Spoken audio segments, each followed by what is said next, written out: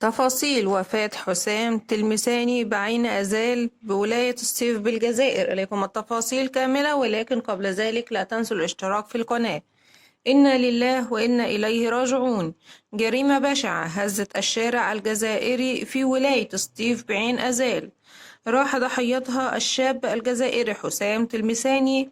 وعن تفاصيل مقتل الشاب حسام تلمساني، يذكر أن الشاب حسام كان يستقل سيارته حي الشعبي، وأقدم عليه مجهول قام بطعن حسام في سيارته، حيث تم قتله بخنجر، والطعنة جاءت بالقرب من القلب، وقام حسام بالفرار بسيارته عن القاتل بحثا عن مستشفى، إلا أنه أغمى عليه بسبب النزيف، واصطدمت سيارته بشجرة وحدث الحادث، وتم نقله إلى المستشفى وتم الإعلان عن وفاته.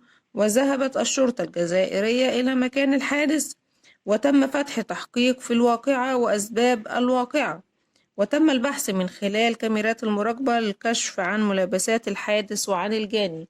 إنا لله وإنا إليه راجعون. الله يرحمه ويغفر له. وإلى هنا نكون وصلنا إلى نهاية خبرنا. دمتم في رعاية الله وأمنه، والسلام عليكم ورحمة الله وبركاته.